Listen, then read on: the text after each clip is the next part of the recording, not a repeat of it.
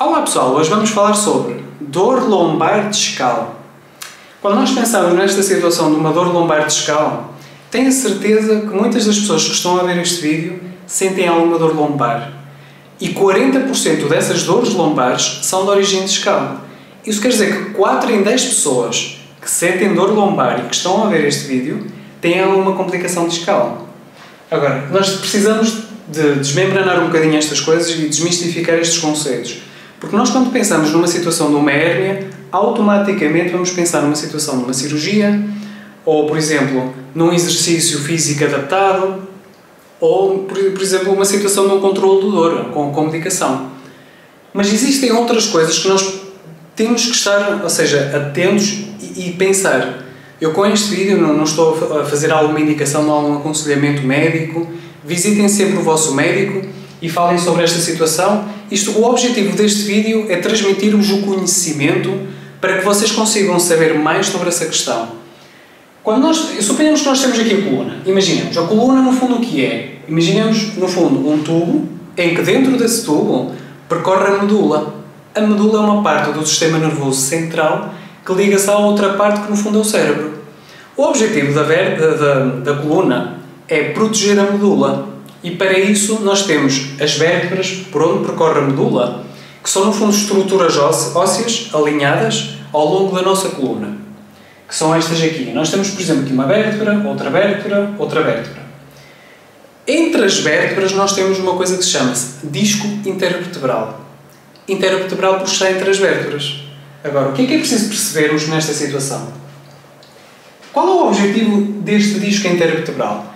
É suportar a carga da coluna, ou seja, imaginem, uma vértebra não se vai encostar à outra. Tem que haver um espaçamento com um material que seja amortecedor e esponjoso o suficiente para conseguir aguentar a carga da nossa coluna.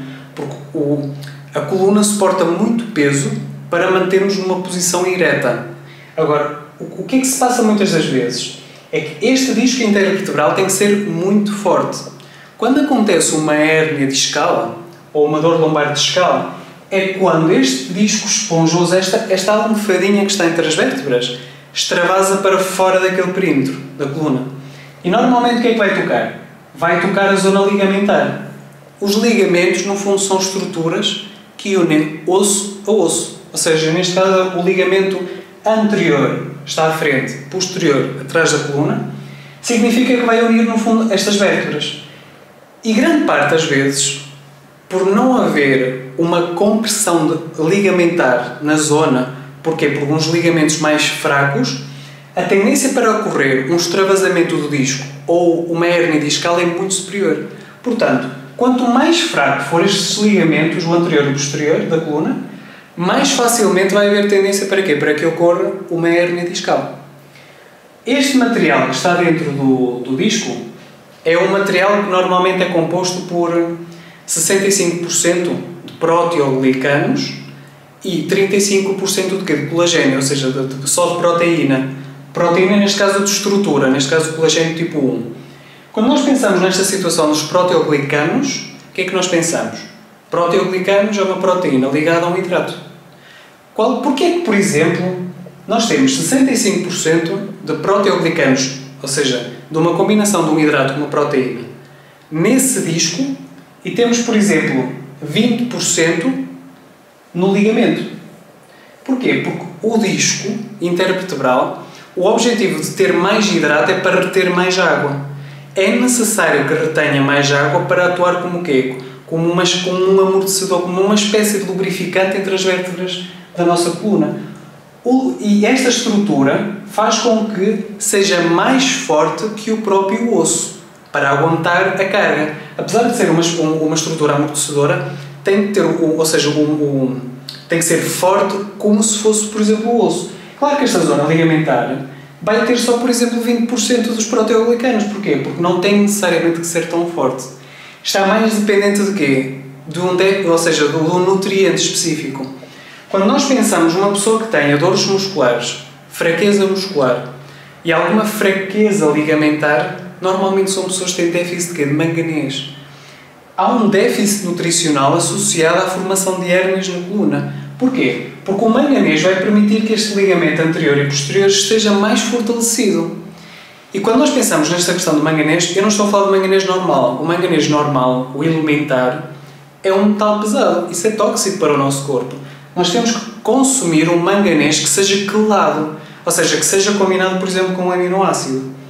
Agora, que tipo de alimentos é que normalmente têm mais manganês? Podem pensar, por exemplo, a noz pecan, por exemplo, é um alimento que tem bastante manganês, ou, por exemplo, a canela de Ceilão tem bastante manganês.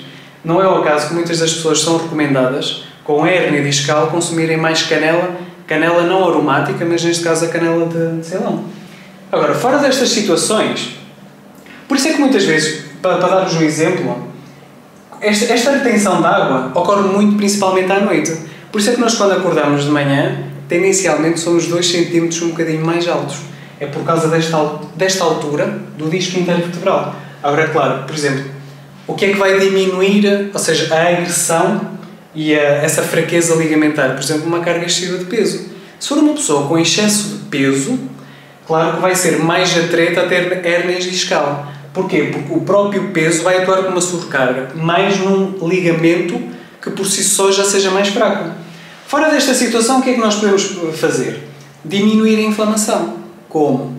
Ou seja, diminuindo o consumo de alimentos, principalmente que sejam inflamatórios. Alimentos ricos em quê? Em ômega 6 e optar mais por quê? Por alimentos ricos em ômega 3. O ideal seria um rácio de 1 para 1. Só que grande parte das pessoas tem normalmente um rácio de 1,16, 1,20.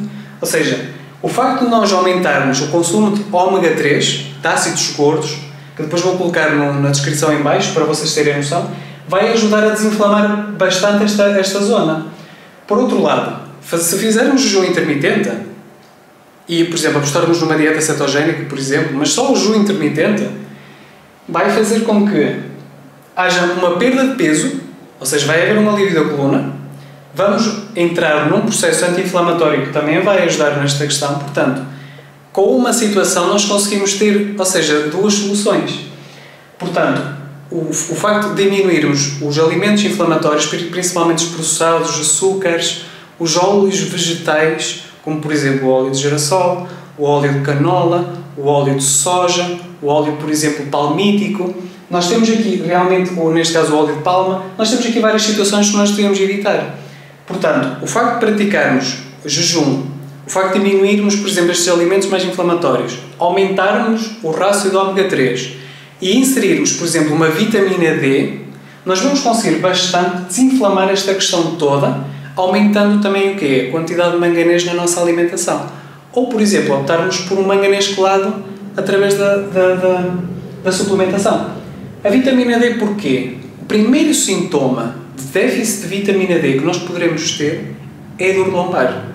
E o facto de nós aumentarmos a vitamina D, vamos fazer com que haja um processo de desinflamação intenso nesta zona da coluna. Eu, no mínimo, recomendaria 20.000 unidades diariamente. Isto em combinados, por exemplo, com K2, com 200 microgramas, seria mesmo perfeito, seria mesmo a cereja no bolo. Portanto, é desta forma que nós conseguimos tratar e aliviar alguns dos sintomas associados a uma dor lombar, neste caso de uma hérnia. Espero que tenham gostado. Vejo-vos numa próxima.